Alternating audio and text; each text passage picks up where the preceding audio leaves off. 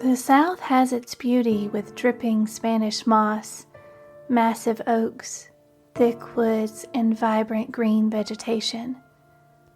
Along with the remnants of abandoned mansions and decaying buildings, forgotten and buried in a time long ago, the South has more than a few skeletons in its closet.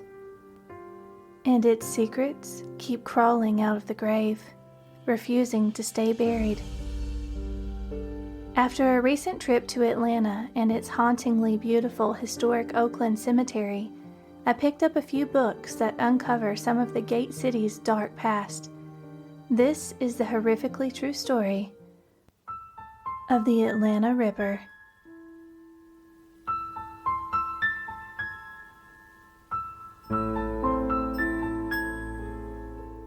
I'm Vanessa K. Eccles, and this is Fabled.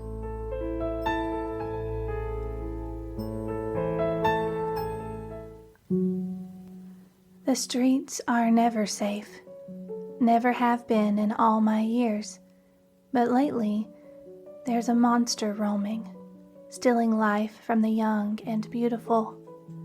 I never fancied myself attractive, but Mr. Linton told me on more than one occasion that a sweet temperament like mine, along with my fine cooking, will make my future husband a mighty proud man. I like to believe so.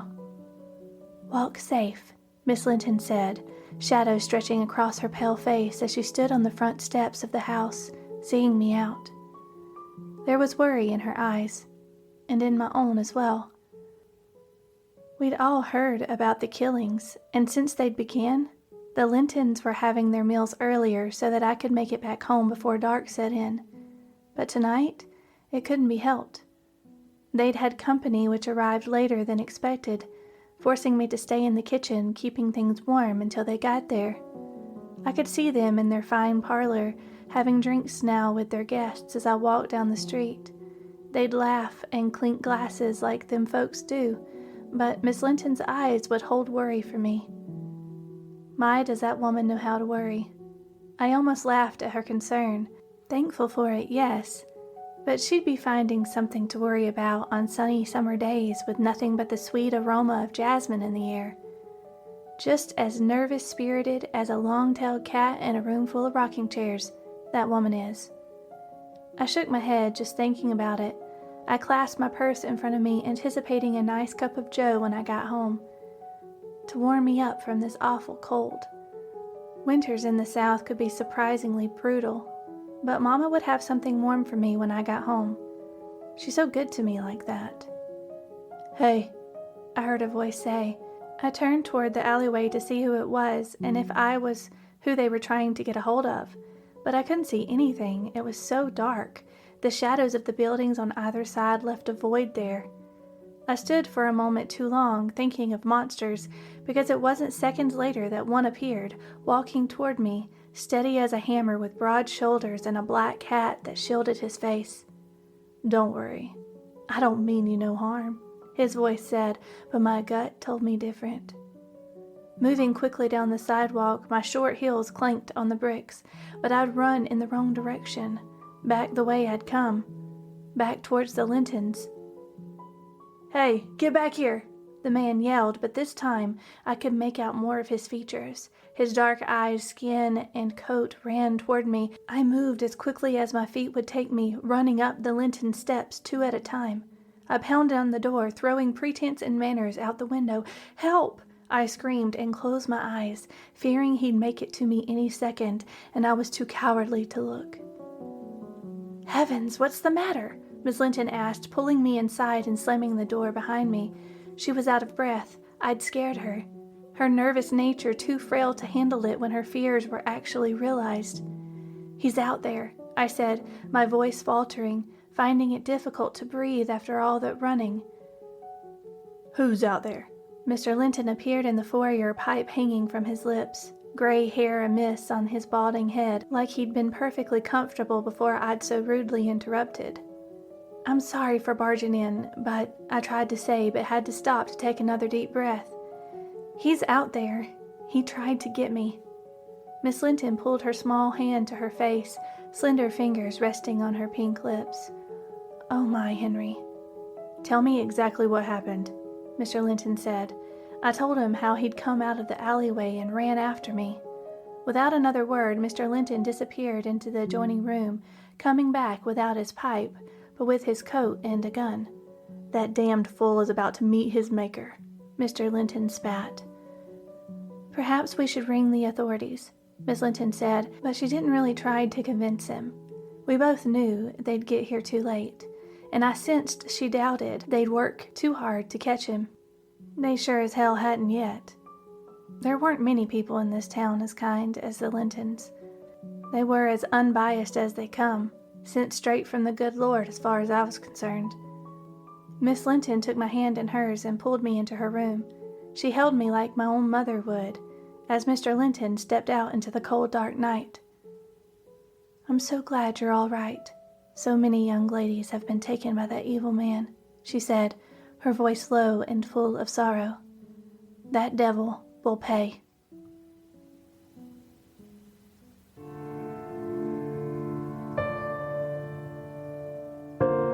Atlanta began with the railroad.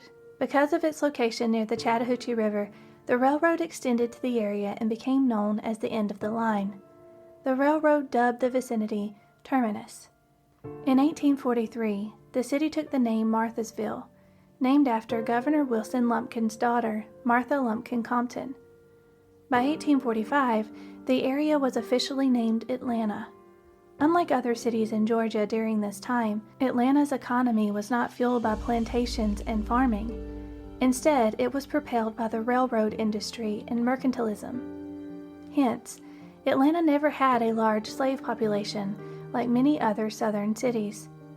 Because it was one of the few places in the South that offered jobs in manufacturing, the city quickly grew. In 1860, there were 9,000 people, while in 1865, it had grown to 22,000, all in only 5 years. Though the Civil War and General Sherman's attack on the city caused some setback, the South's crop of choice cotton, with the implementation of sharecropping, made its comeback in the late 1800s. This made Atlanta a hub for the textile industry, and by 1900 the population soared to 90,000 people, and the state capital was moved to Atlanta in 1868. Of its 90,000 residents, 35,000 of those were African Americans. The civil rights movement came early to Atlanta, thankfully.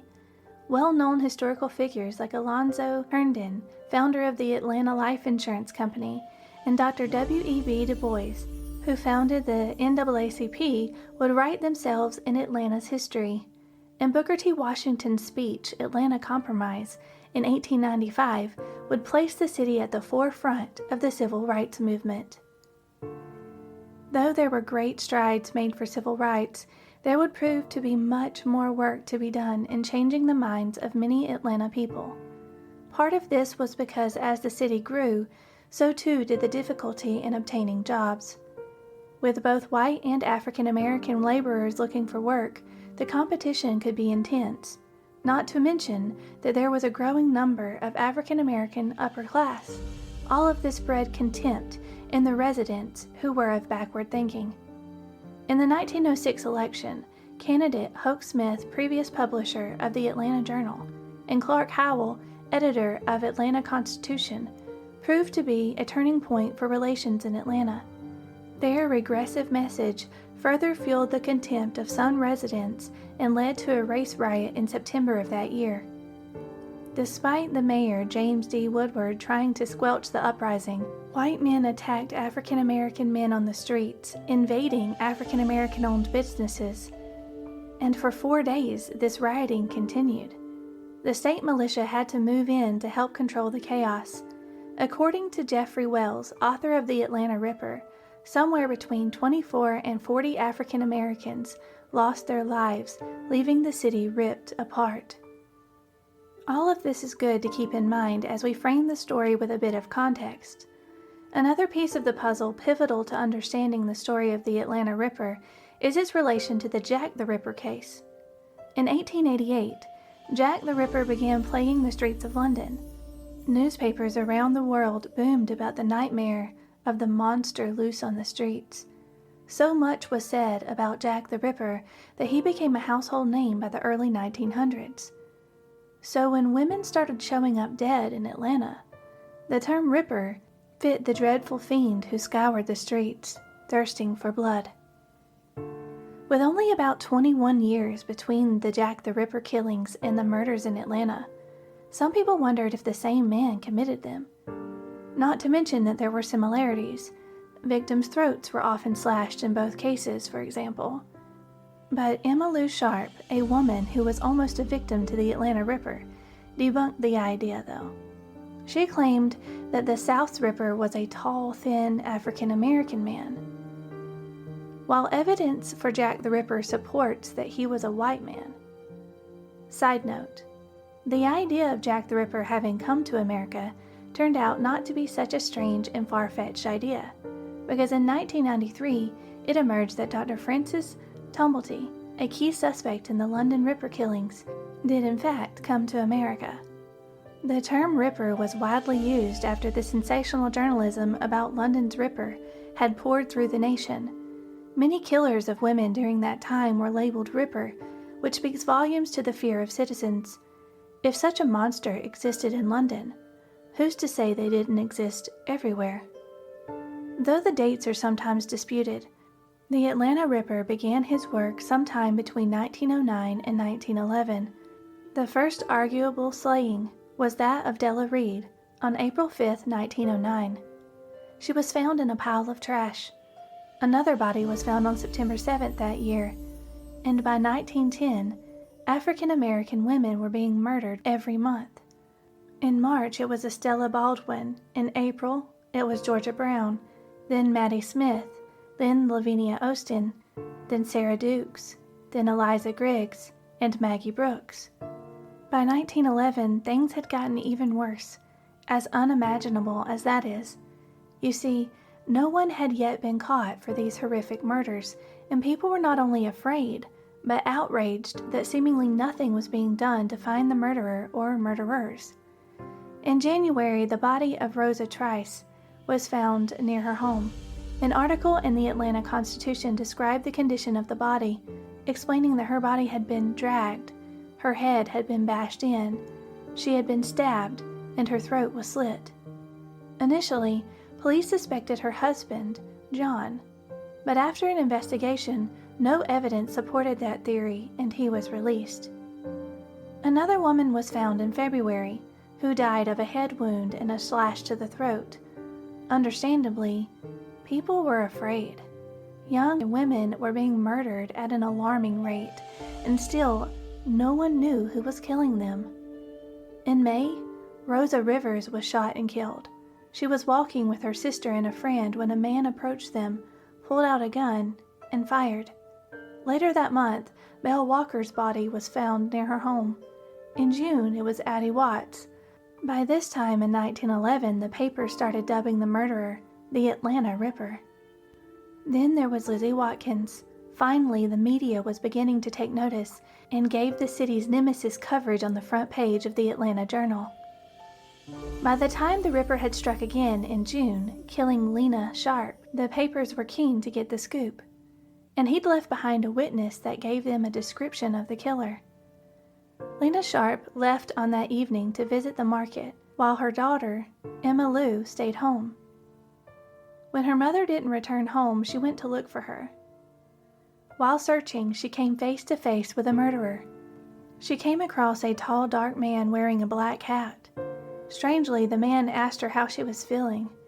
Sensing that something wasn't right, and having heard about the killings, she tried to hurry away, only to be stopped by the man who said, "Don't be afraid. I never hurt girls like you." He then stabbed her in the back, and then fled. She was able to scream for help and survived. Her mother was not so lucky. A reward of $25 was then offered by a citizen for the capture of the killer. In July, Mary Adele, a cook for the Seltzer household, was walking home when she heard a whistle.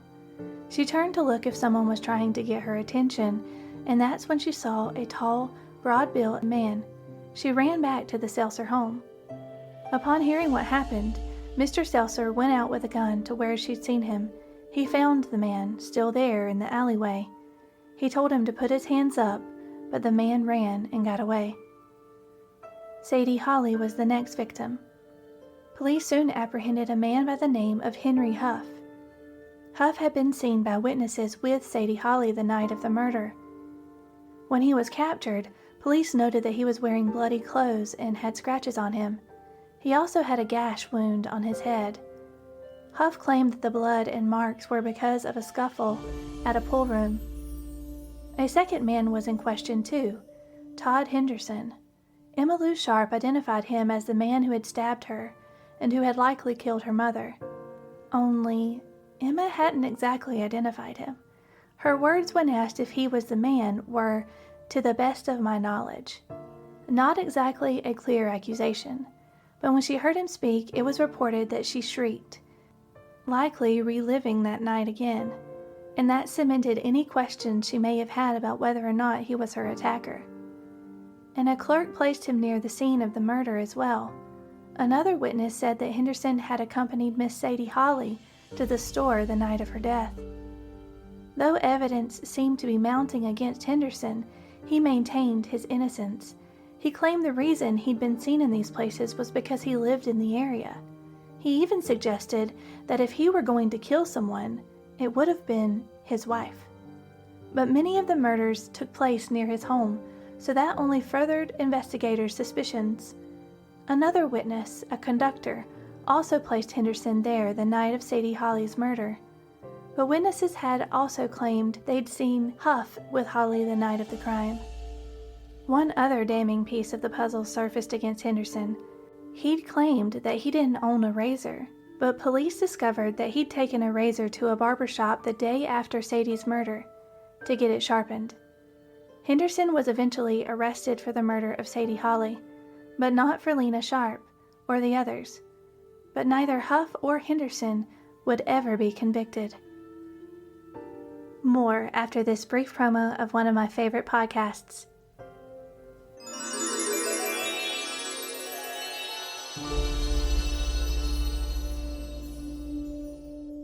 Do you like to mix creepy with your history?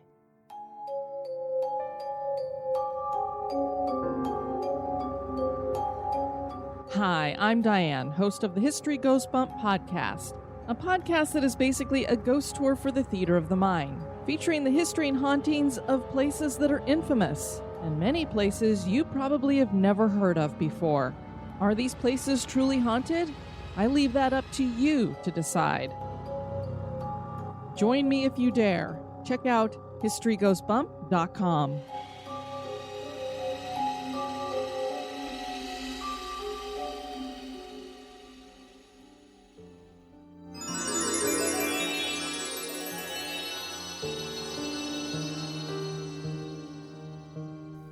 The murders continued despite two men being in custody.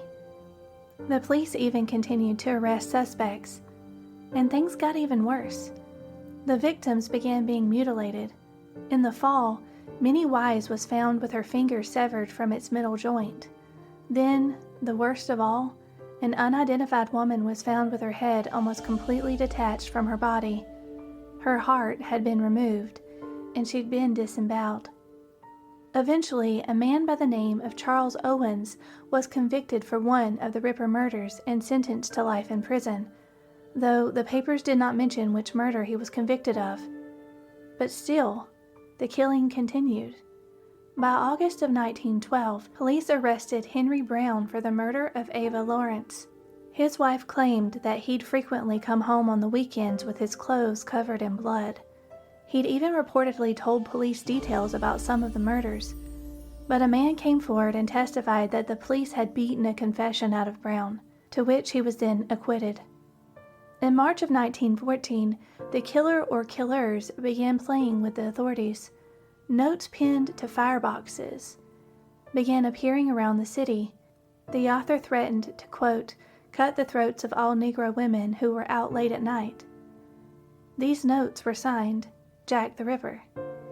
Whoever the killer or killers were, there were some consistencies. The way the women were murdered, usually clubbed in the head and throat sliced. Also, many of the victims' shoes were removed and taken. Another oddly consistent thing is that many of the killings were done on Saturday nights.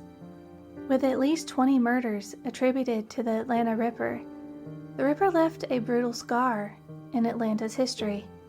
It's believed that he had committed his last murder in 1914 with Mary Holland, but some believe that the killings may have gone on until 1924. Despite many arrests and eyewitness accounts, the Atlanta Ripper was never named or found. It's unknown if these brutal attacks were made by one singular murderer or a series of copycat murderers. Because the South was plagued with segregation and racism at the time, the victims of the Atlanta Ripper never got the attention and reverence they deserved. While the murders were taking place, the media was also covering a string of robberies happening in affluent white neighborhoods. Police were likely overwhelmed with crime and a lack of both resources and science to help aid in their investigations. For over 100 years, the vicious murders of these young women have gone unsolved. It remains a heartbreaking reminder of the South's dark history. One can only take solace in knowing that no evil ever goes unpunished.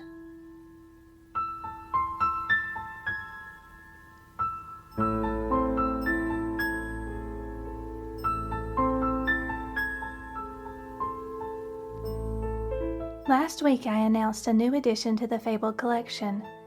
The Fabled Journal is a history and literary online publication which shares more stories like the ones you enjoy from the podcast, written by various authors.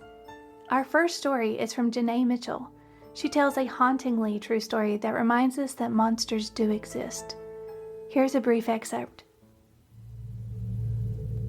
The drive to the secluded cabin was even more foreboding than the stories that brought us there. Dilapidated barns and abandoned houses with broken-out windows lined the curvy gravel road that left a cloud of dust in our wake.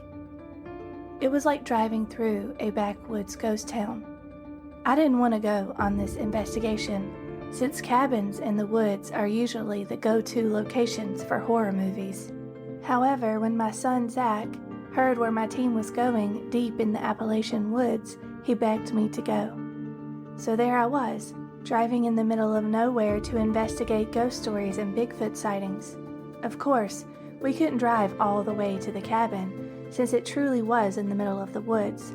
So we had to walk the last couple of 100 yards. As the cabin came into view, nestled in the center of a small clearing, the first thing I thought was how cute and quaint it looked. That feeling quickly changed as we got closer. Despite the sunlight that danced through the trees, the air felt heavy. You can find the full story at fablecollective.com or watch it on YouTube by searching Fable Collective. If you'd like to support the content I'm creating, please consider becoming a patron. Every little bit helps pay for the equipment, subscriptions, and time it takes to produce the podcast, books, audiobooks, and journal. Your support and encouragement is so sincerely appreciated. Until next time, thank you for listening.